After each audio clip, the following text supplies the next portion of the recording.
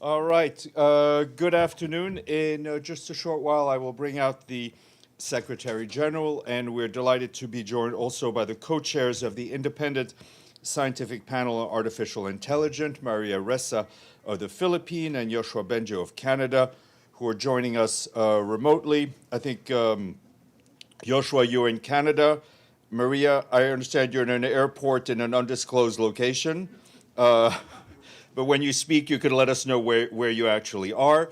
They are here to present us the findings of their preliminary report ahead of the inaugural meeting of the Global Dialogue on AI Governance, which, as you well know, will be held in Geneva next week on the 6th and 7th of July. The Secretary General will make some brief opening remarks, and he will leave us, and then we'll hear from the co-chairs. So.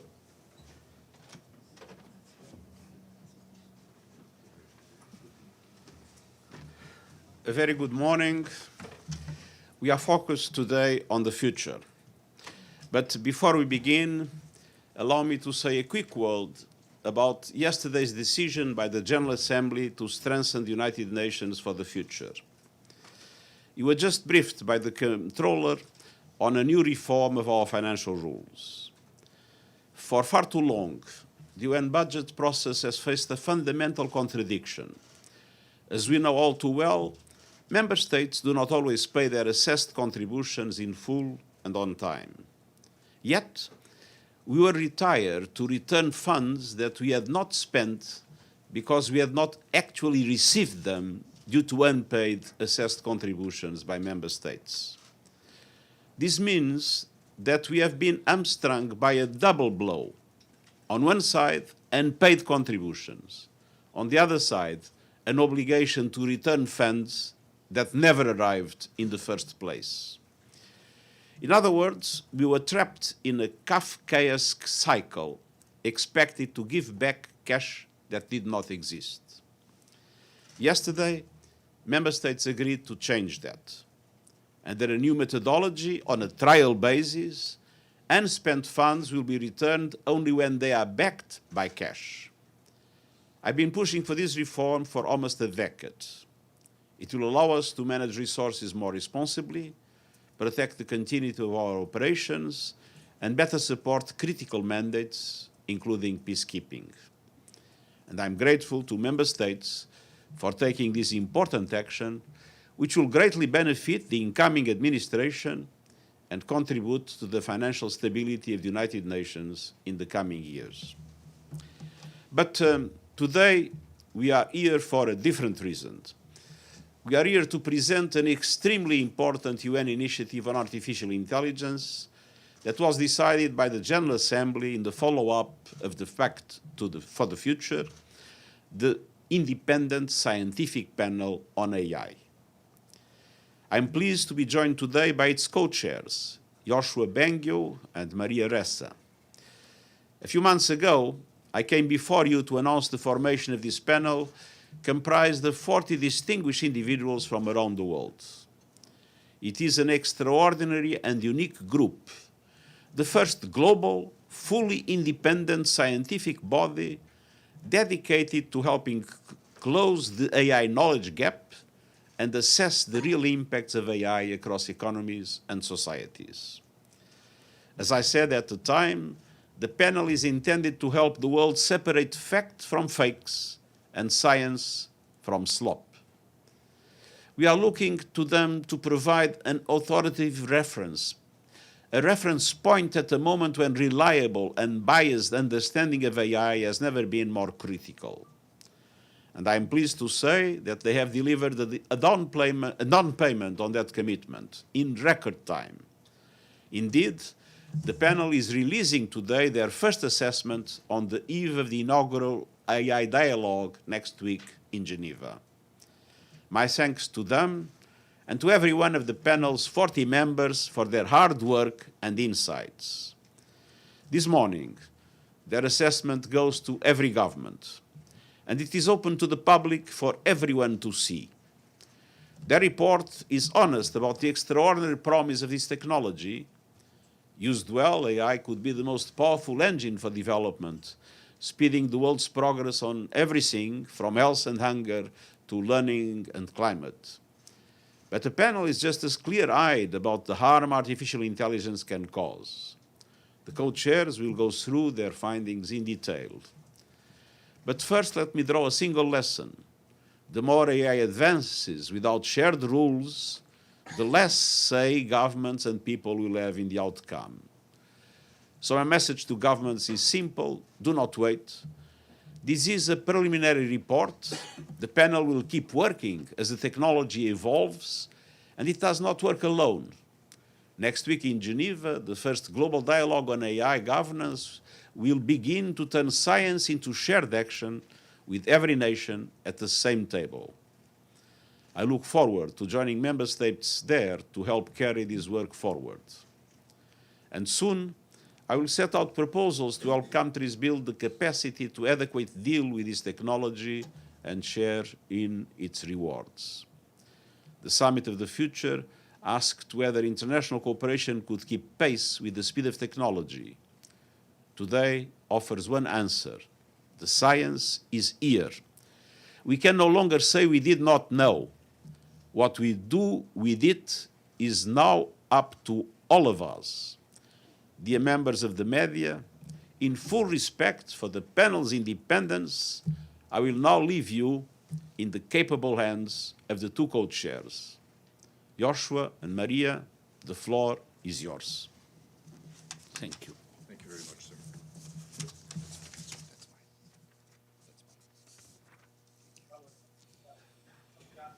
Great, thank you very much. I think, Maria, you are set to go first. So if you can, in the spirit of transparency, let us know where you're speaking from, and we'll give you the floor, and then we'll go to Joshua. Please, Maria.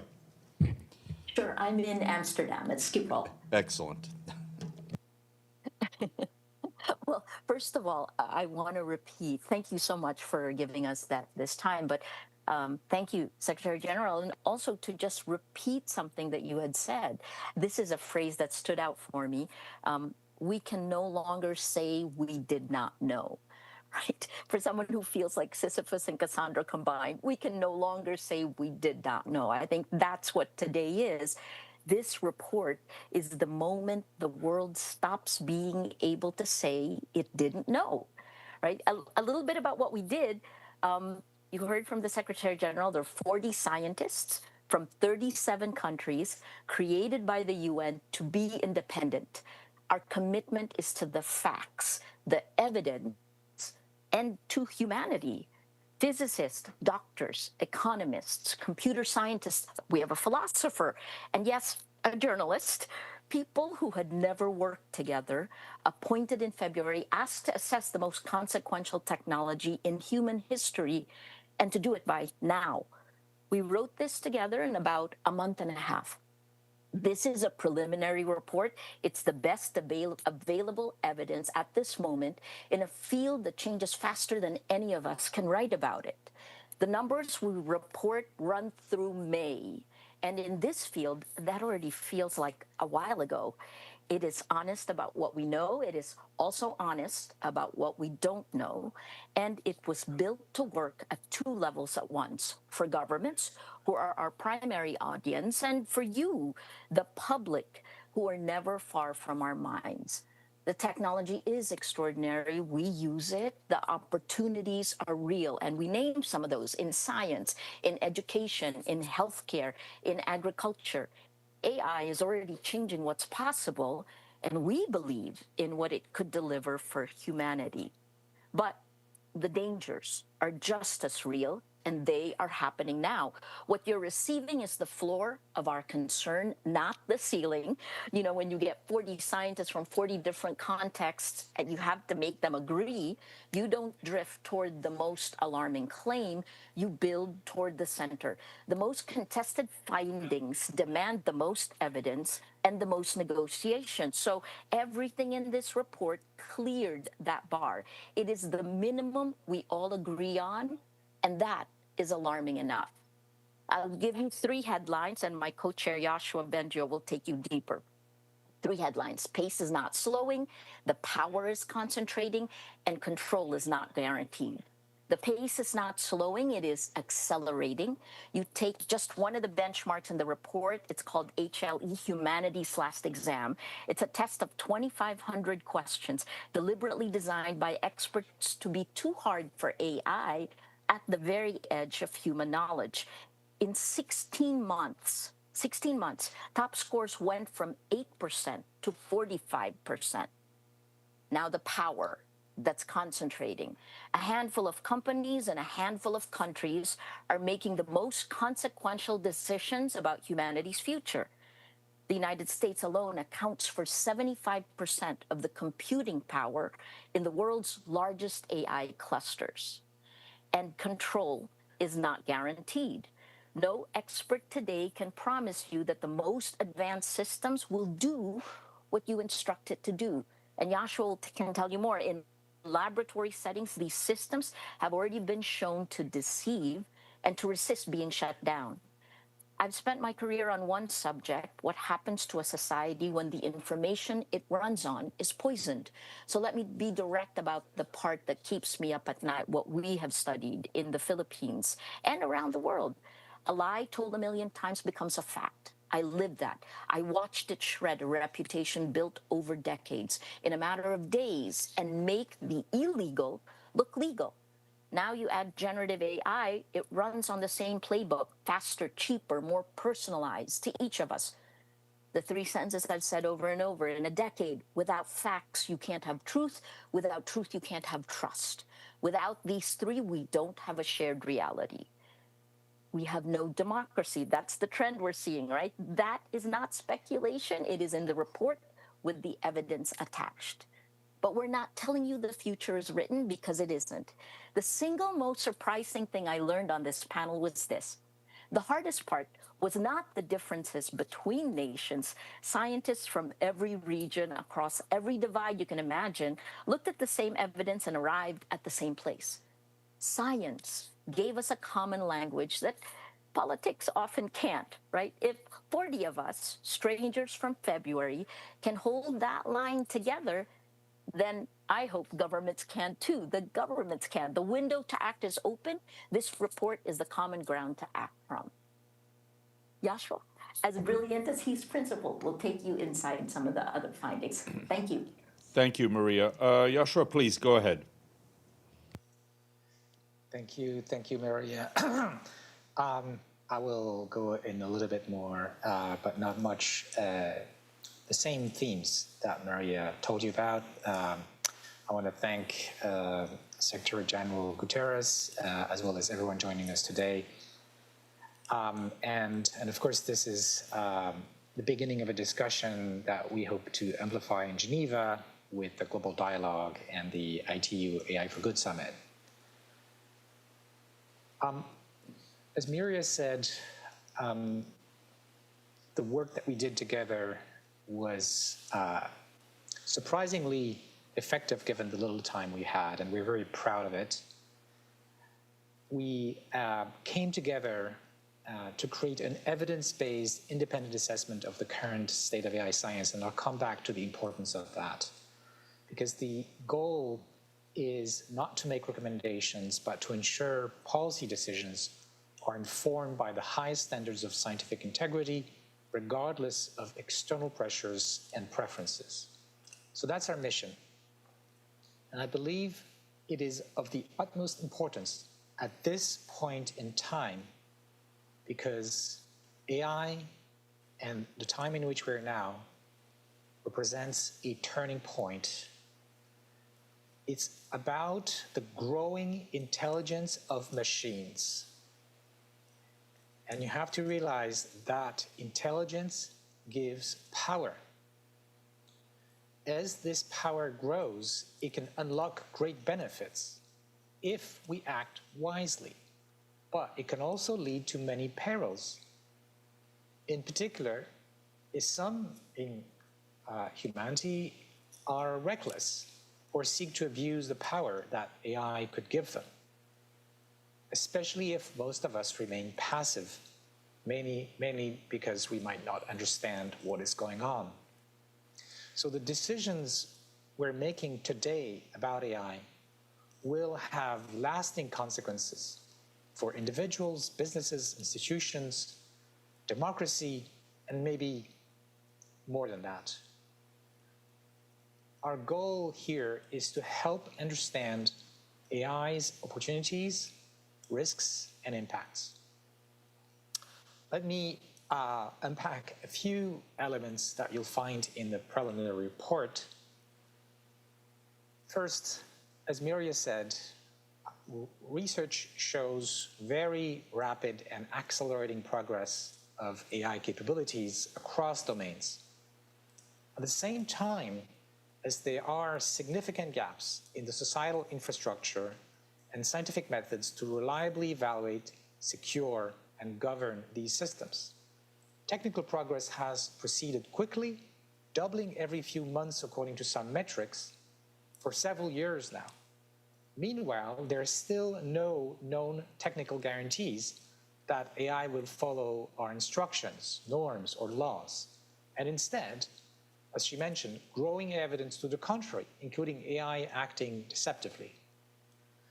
But things would be simple if, on the other hand, it wasn't also the case that AI was unlocking useful applications across domains like health, agriculture, science, while its adoption and its benefits are accelerating unevenly across countries and sectors. And its development entails risks to human rights, social systems, and the environment.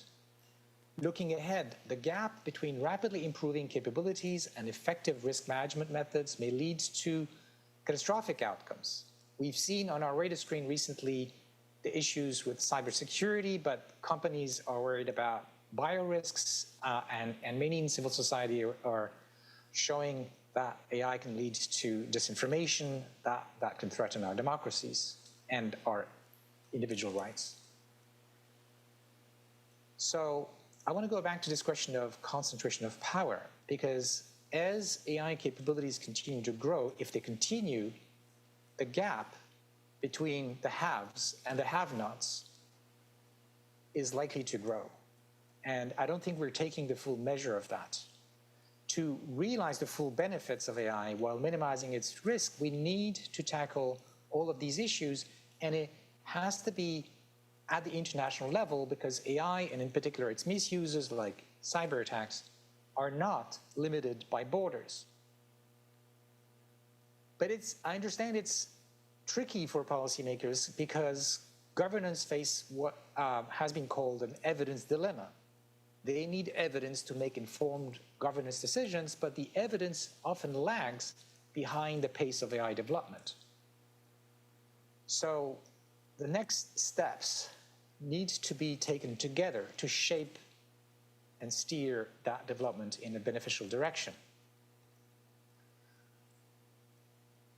And it's really important in that process that the panel sticks to its mission, not making recommendations, but laying out the facts that scientists can observe. And help the global discussion about a coordinated international and democratic approach to make sure the decisions about our future are taken in our global interests. So I look forward to continuing this work with my esteemed colleagues, and I thank all of them for their exceptional contributions. Thank you. Thank you, Maria and Joshua. Thank you very much. We'll take some question. Valeria. Nope. Thank you, Steph. Thank you so much for this briefing on behalf of the United Nations Correspondent Association. So it's Valeria Robecco from ANSA Newswire.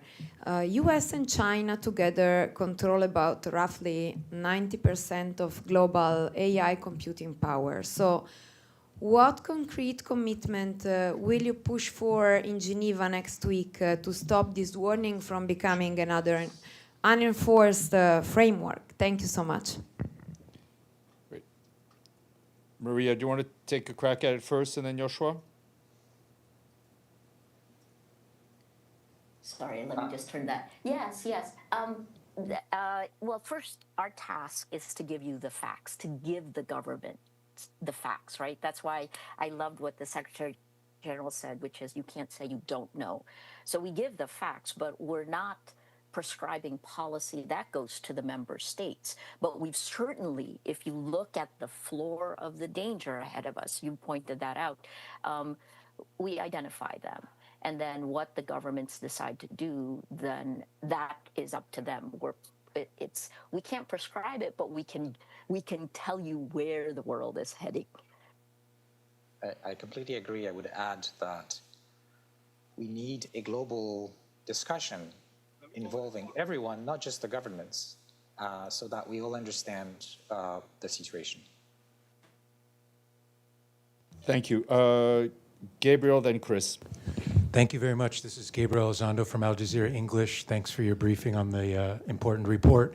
My question is very simply, the panel did not really give a recommendation about any sort of analysis of new models that are coming out. And this is one of the most pressing issues right now in the space of AI. As you very well know, the US government took away Mythos and Fable 5. They just reinstated it last night. This is not a theoretical discussion. This is something that is taking place hour by hour, minute by minute. Why did the panel not give any sort of recommendation on if there should be some sort of international body and or organization of some sort that should analyze models before they are released to the public? Thank you. Yoshua, do you want to go first? Yeah. Same answer as we gave just before. Our role is not to make recommendations, but I think the issues you're pointing out, we're very well aware of, and they have motivated the directions we have taken to investigate what needs attention. So thank you for asking, and let's hope this starts a real discussion. And I'll just add to that one, right? I guess it may sound like a cop-out that we're not making the policy recommendation, but frankly, when you have the scientists together in the room, they tell you what it is, what they know, what they don't know yet. So I think you look at this report as policy relevant, but not policy prescriptive by design.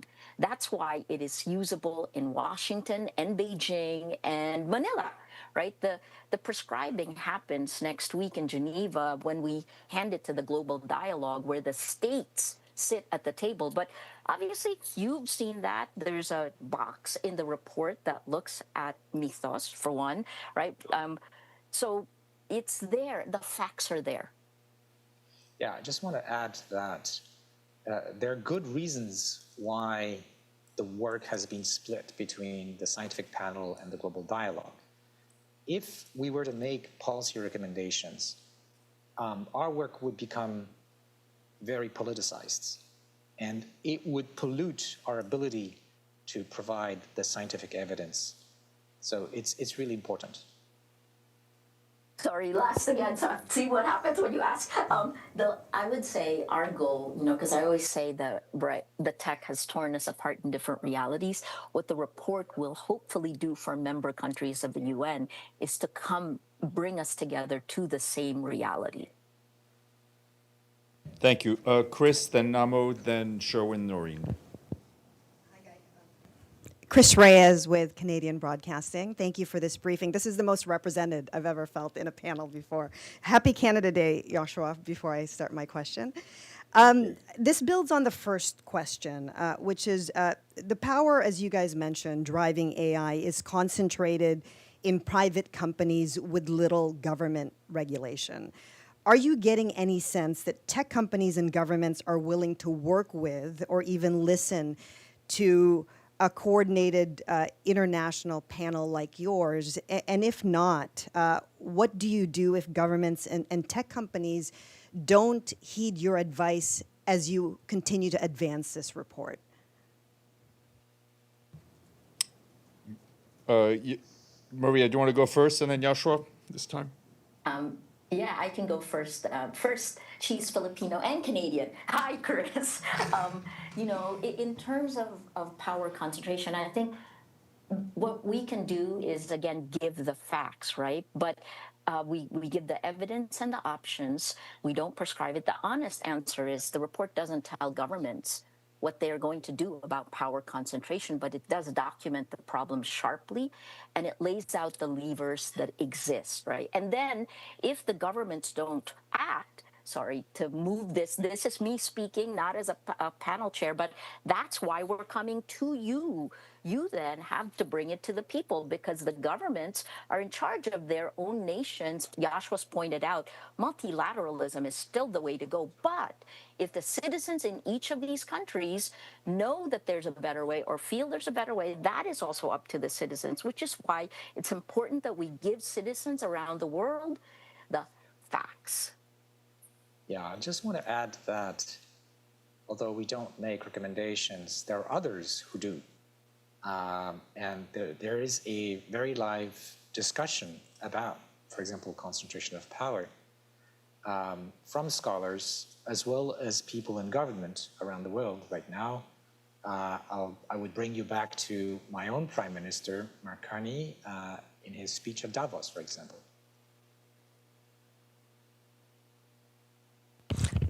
Thank you so much. This is Namo Abdullah with Ruda Media Network. One question for Maria. As a journalist, are you more optimistic or pessimistic about the future of AI for journalists? And what do you think is the single greatest threat that AI can pose to journalism or journalists? Thank you. I think we're living through it right now, right? I mean, it's been a decade that that facts have literally been optional, right? Which world do we live in where it's not optional, where facts become optional? Look, I think journalism, now the distribution has gone to big tech, and that there needs to be some accountability pulling us apart, polarizing our societies. I mean, there's a reason why 74% of the world today now is under autocratic rule. We are literally electing illiberal leaders democratically. But let me point you to what the report actually says about this, right? The impact on the people is clear. We have a working group. We have experts in our panel whose literal jobs, and there was a big discussion, and we had talked about pulling out a thematic brief on children, right? The impact on the next generation, but beyond that, the impact on us as people. When you're pumped full of toxic sludge, which is where the first generation of AI social media happens, there's an impact. Right? If you're around people who are screaming and yelling, you wind up screaming and yelling. You're changed by that. So the last part of your question, the impact on journalism, we're certainly feeling it. I'll quote some numbers from, this is the Medill, you're in the United States. The Medill report from Northwestern last year said more than 2 news organizations closed every week, right? So this is creative destruction, and we journalists are going to have to create even as it's being destroyed. Thank you. I just want to add something from the technical point of view. So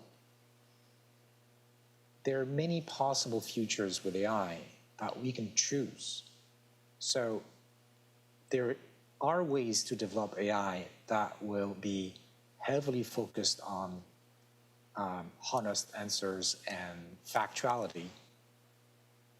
It may not be the most profitable way to develop AI, but it is possible to make those choices collectively. We can choose in which direction we can take the technology. The technology is not some God-given thing. It is developed by humans under societal rules and incentives. So I think the example of the harms that AI in its current form and how it is deployed, for example, in social media can do to the role of the media and journalism is not something that we need to take as, static and given.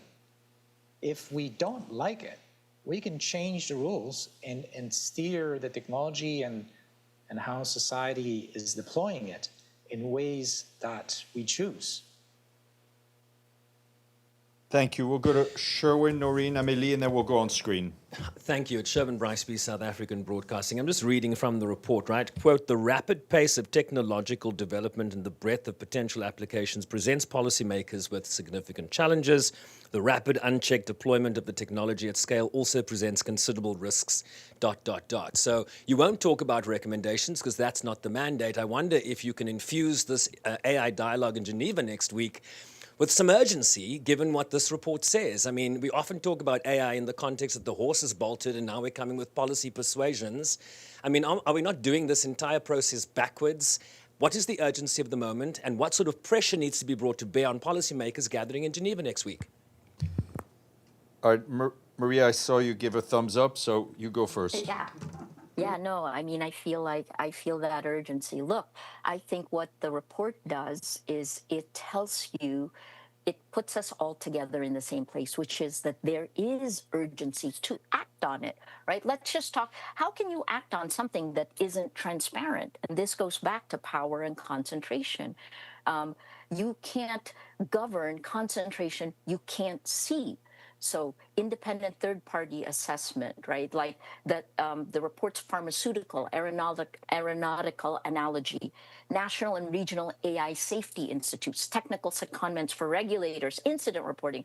And then there's a structural point. Over 40 governance instruments exist, but they're fragmented and concentrated at the corporate level. So the gap isn't a lack of tools, it's coordination and independent measurement, right? So that's the first. On the frontier technology, on that frontier model itself, the report tells you that the developers themselves, we know this from some of the headlines, have begun restricting deployment above internal risk thresholds.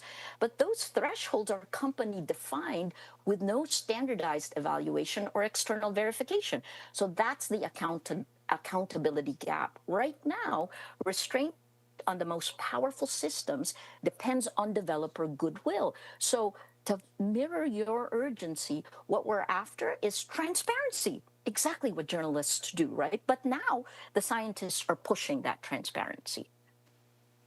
Thank you. Maybe add Joshua, a few words about urgency. But first,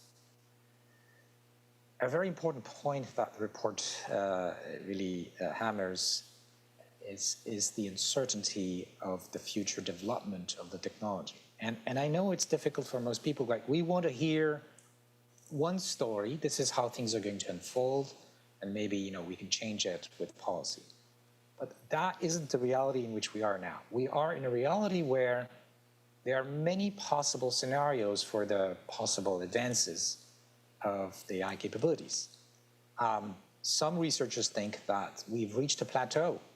There is no evidence for that, but it could be next month that the companies hit a wall. Other researchers are thinking, well, there's a good chance the trend will continue, and the trend is exponentially fast. And why this is important? Because currently societies are not prepared for the fast trajectory. We don't have the policy, we don't have the regulation, we don't have the international coordination. And to add on the urgency question, what many AI researchers fear is an acceleration due to how AI is more and more, already now, being used to do AI research. So the companies are using their own AIs, in particular the ones that are available to them, but not to the rest of the world, right? They have internal versions, as Maria was talking about, to write the code for the next version of AI. And already the AIs are writing the vast majority of that code.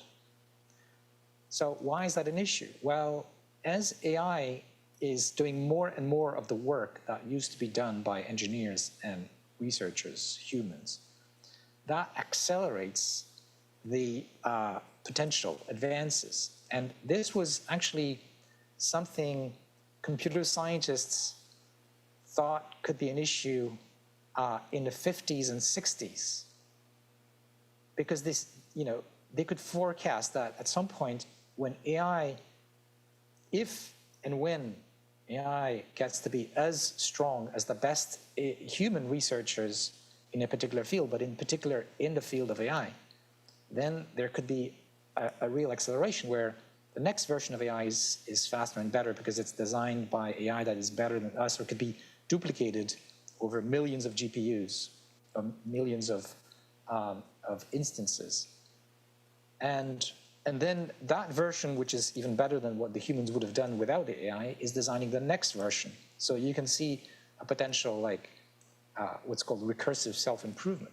Of course, I started with uncertainty because we don't know if that scenario is going to happen. It's just one plausible scenario. And going back to policy, if you're a decision maker in a government or a company, you need to take decisions that are going to be robust to whatever of these scenarios is going to happen. And it's difficult because some of these scenarios, like the one I talked about, sound like science fiction. But the data says if the trend continues, for example, how many lines of code are written by the AI itself for the next generation of AI, we might very well get there. And people in companies, some of them are saying this might be as close as 18 months, 2 years. I, as a researcher, I'm agnostic about this. I don't know. I don't have a crystal ball. But I hear all these. Some of these possibilities are plausible. And so my role is to raise a warning here that this could happen, and we're not ready. Thank you. Noreen, then Amélie, then we'll go on screen. Thank you very much. My name is Noreen Hossein with IPS News. The report mentions that AI usage and adoption is varied globally, and that the risks that AI poses is also uneven across populations and countries. The report also mentions that the global south is apparently lagging behind the global north when it comes to the use and adoption of AI. And what is that? Does it actually look like in practice? And what are the factors behind that? Does this have to do with the existing digital infrastructures in global south countries and global north countries? And does this also apply to the debates or the ethics of AI in public spaces, civic spaces, I mean? Thank you. Maria, do you want to go ahead first? Yeah, actually, these are two sides of the same coin. The very first question that we had, which is, the concentration. So it's concentration of power, concentration geographically. I think the report establishes the problem, but the concentration runs across the whole stack. And it's not just one thing. On the supply side, you have single choke points that are dominating. And this, Joshua will know, but I've learned a ton in doing this. ASML at 80% plus of lithography, TSMC, and leading edge fabrication, NVIDIA in AI chip design, on compute. Now, geographically, the US holds 75% of the world's top 500 cluster capacity, China 15%, and everyone else 10%. On development, 91% of the notable models in 2025 came from the private sector, and US institutions produced 59 notable models to China's 35 and 13 for the rest of the world combined. The report's framing is that this concentration of capability is becoming concentration of political power that affects development. And that's the rollout, right? So we have a case study. The Mythos lockdown is the signpost. The sovereignty of most nations, that's also brought up because they depend on systems they can't build, inspect, or audit. But I think the key part, sorry, just to bring it to your question, because the flip side of that coin is if you don't have compute capability, if you don't have, then how do you come in from the global south? Speaking from someone from the global south, right? So we give you some opportunities in the report to actually imagine it. And it's in agriculture, it's in medicine, it's in, one of our scientists, actually a few of them work on health, and agriculture came up very early on.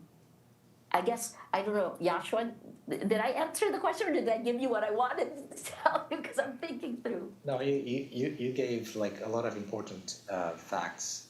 I would add one related to what I just said to the previous question about the scenarios for the AI capabilities. And so if, in the scenario where AI capabilities flatten pretty soon, then that's kind of good from the point of view of AI equity, in the sense that countries will rapidly reach that plateau across the planet,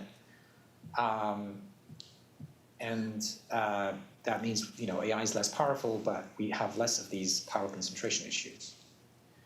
But under the other scenario where the AI capabilities grow at this exponential rate, then it's very likely that the gap between the haves and the have-nots that I was talking about in my speech, that gap is likely to grow. And the economic power, the military power, the ability to influence public opinion, all of that becomes a tool of domination if we're not careful about how we globally make sure it doesn't happen. Thank you, Amélie. And then we'll go to the Economic Times of India online.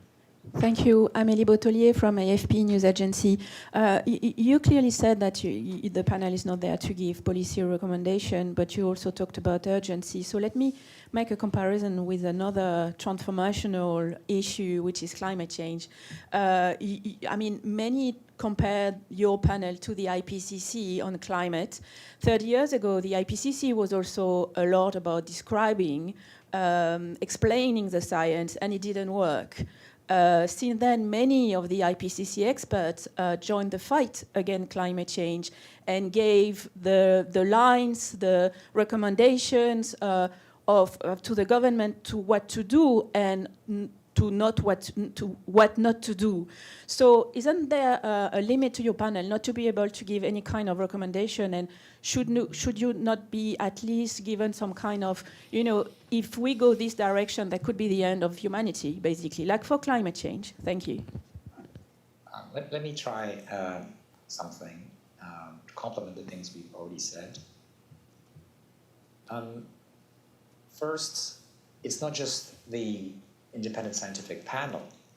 As you heard from the Secretary General, the UN created also the Global Dialogue body, which has a political mandate, which has a mandate to find a convergence among the member states about what to do in terms of policy. So at the UN level, that exists. Outside of the UN, many scientists are very active in policy discussion. And Maria and I are among them, many of our colleagues as well, because we feel like the researchers doing climate science have, that scientists have to get involved. Their voice matters. So it's not like we're not taking those policy questions seriously.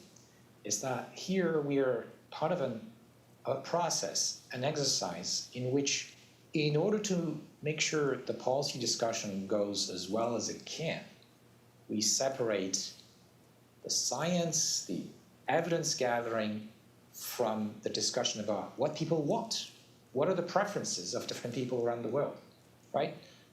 From a philosophical point of view, there's truth and there's preferences, like values, wishes. These are two different kinds of objects. And when they mix, the truth gets distorted. We've seen that over and over in history, including, to some extent, if you think about the kind of political wrangling around the executive summary of the IPCC. And yeah, so we have been advised by people who have seen this to do it the way we're doing it now, with a clean separation between the scientific part and the policy part. I'll pick up. This is what we've learned, Joshua and me. We actually work well together. So look, I love the question, but two big things. Policy fails when it waits for evidence. The evidence is actually moving so fast. So policy fails when it waits for evidence, and it fails when it acts without it.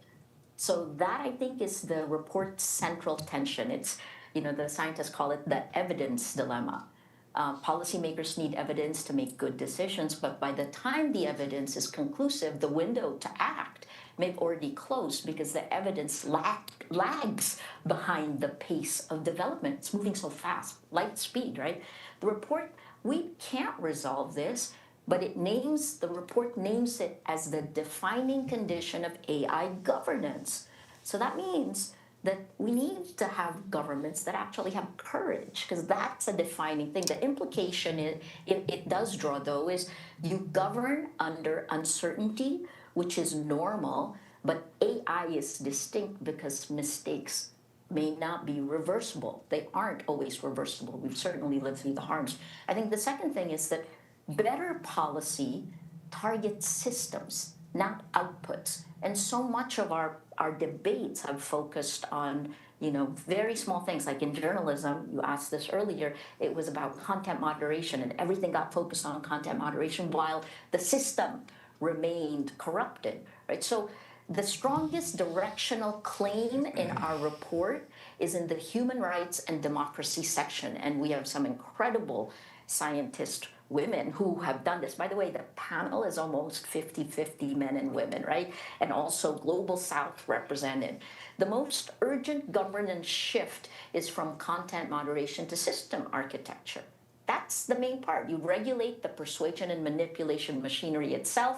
You don't police individual pieces of content. The report is actually very firm here, because governance that only chases outputs will always fall behind systems that are engineered to generate content at scale. That's the stuff I know really well, but there's a lot more in the report. If you look at it, it will give you the facts to actually jump to your own conclusions. Thank you. We'll go online to Suraksha from the Economic Times of India. Go ahead. Hi, am I audible? Yes, go ahead. My question is to Mr. Yoshua Bengio. The report says that countries without their own AI infrastructure or AI testing capacities risk losing opportunities to co-develop key technologies, shape governance frameworks, influence emerging global standards, and retain talent. So he was in India just 4 months back. I'm sure he gathered some insights. Sam Altman was there. Dario Amodi was there. Where does India fare in these parameters? Can the co-chairs elaborate, please?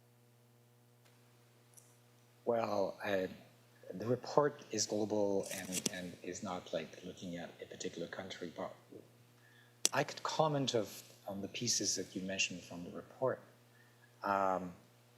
Again, we're not making particular recommendation, but we are seeing that there's an issue that, and India, among the global South countries, is kind of privileged because it's so large and it has a large pool of talent, actually. But think about the vast number of other countries in the global South. In fact, even in developed countries, the question is, can they even, be part of the development of the most advanced AI systems in a way that they can shape the future that's aligned with their values and their interests. And so what the report talks about, for example, is the scale of investment and talent pool that has become required to build the most advanced models. And if those models are going to dominate economically and potentially in other ways, what happens to the countries that don't own these models? Well, individually, it's clear that they can't do anything. They can try, but there is no chance that they can really manage this challenge. So I'll let you, jump to your own conclusions about, what are the other options. But it seems very clear from the data that this is a real issue. And when Maria and I were in New York with the General Assembly on the 19th of June, clearly it was something very, very central in the minds of the member states who've been asking a lot of questions about this, about the AI divide or the concentration of power or the sovereignty issues, for which it doesn't look like there's a trivial, simple solution that each country individually can, implement. Thank you very much. We'll go to Andrea from Reuters, and then we'll go to Victor. Andrea? Yeah. Hey, thanks so much for doing this. I'm, I guess, digging in on these same very questions. So I've been a little surprised by the lack of concern being expressed by the IMF and the World Bank and others about about the gap, the AI gap that you're describing. And I wonder if you think that, like, there's just not enough attention to this economic fallout of what this means. We're already seeing that the sustainable development goals are not going to be reached, but partly because of drawbacks, because of COVID. Now, with this grave imbalance in terms of power and concentration of power, I just wonder if, what your thoughts are on that. And then also, I realize you're not making policy decisions, but your point, Joshua, is important, is that no individual country in the global south is going to be able to address this. So it's going to require some kind of broader initiative, if I'm correct, right? Thanks. I didn't say it, but yeah. I just want to make a comment about organizations like the World Bank and the IMF and economists in general. They have a very rigorous tradition of allowing enough time to pass for data to be collected and having strong evidence about a conclusion. So in the report, for example, we look at the studies that exist about labor, the effect of AI on jobs, right? And first, these studies tend to be old because it takes 1 or 2 years for any of these studies to happen. In the meantime, AI has continued its rise in capabilities.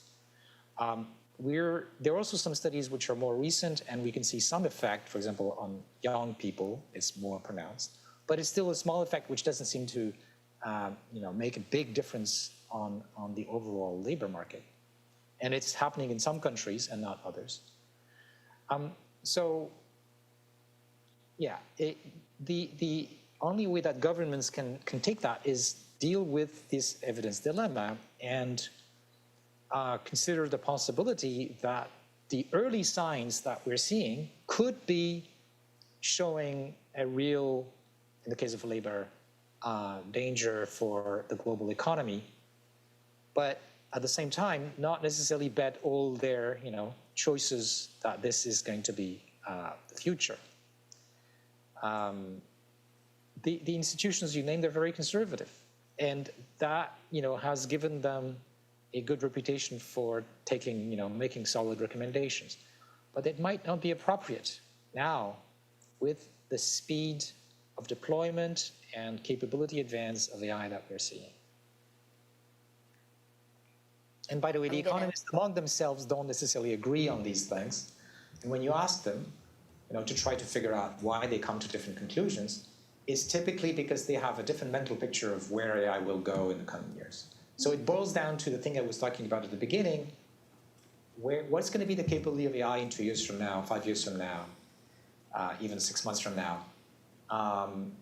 Nobody knows, but the important scientific point is there are plausible scenarios, and we should all be prepared for those scenarios.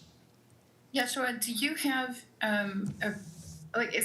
is there someone that you, or some institution that you think is doing a good job from the economic standpoint?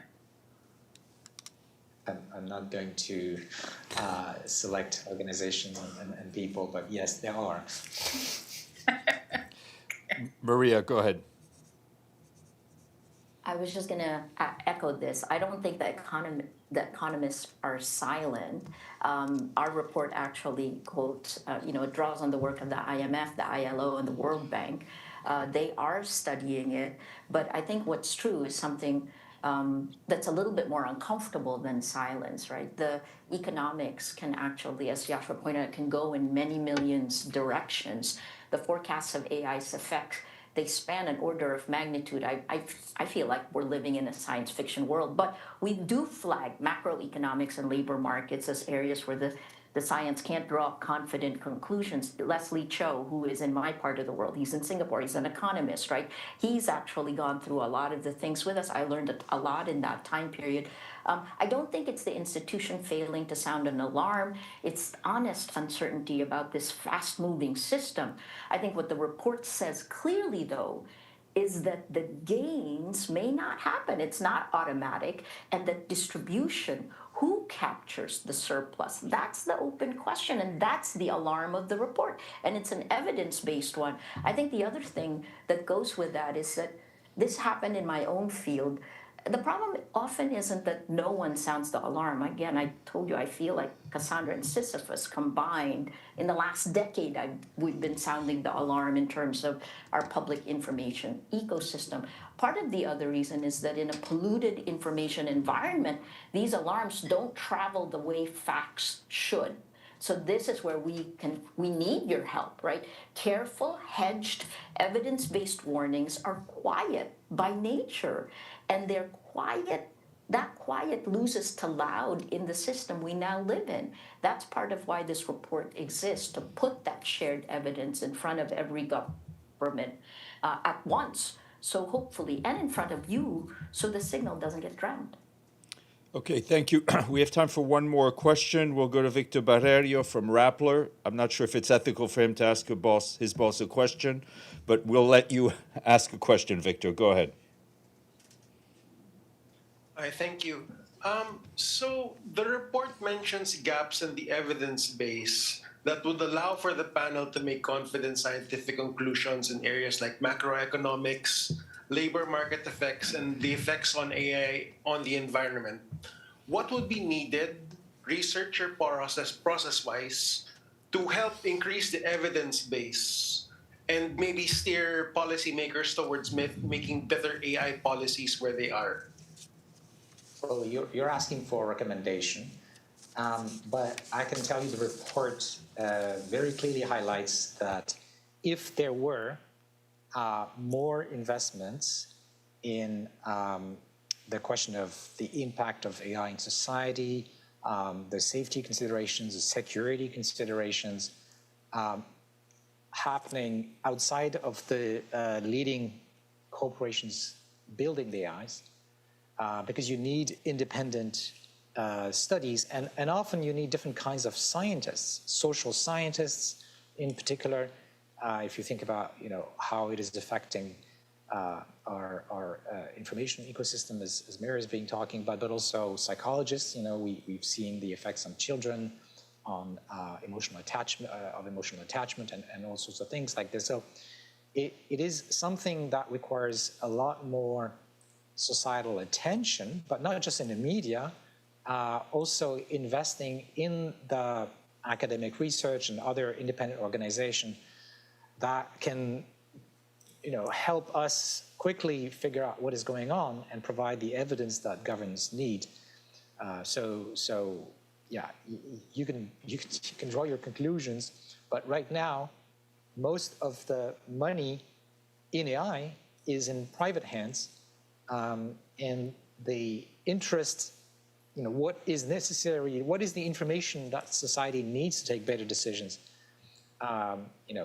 that may be a different goal, and it's something that public organizations like universities have a long tradition of investigating. Great question. Okay, sorry. Of course, he's our reporter, but I would say three things. The gaps aren't mostly about, we pointed out what the gaps are. They're about access and standards. And three things that would move the needle on that. The first is independent measurement access. Right now, the people who can see, Joshua said this, right now the people who can see the systems behave in the real world are the developers. And everyone else gets what they choose to share, right? Give official statisticians and independent evaluators privacy-preserving access, and you can finally measure the economic and labor effects instead of forecasting across an order of magnitude. I think second is your standardized reporting on the environment. We can't even compare energy and water footprints because there's no common standard across the life cycle. And then the third is capacity, the ability to do this measurement. And again, we go back to that, right? It has to exist outside the handful of countries where AI is built, or the evidence base stays as concentrated as the technology. I hope we're closing gaps through these. We're coming up with thematic briefs and engagement with a wider scientific community. That's what we're going to be doing in Geneva. This report, a month and a half, right? It's a baseline. It isn't the last word. Maria, Joshua, thank you both very much for taking the time for an eye-opening briefing. We wish you safe travels to Geneva, a productive meeting in Geneva, and we hope to welcome you back here whenever you want. Thank you both, and take care. Thank you.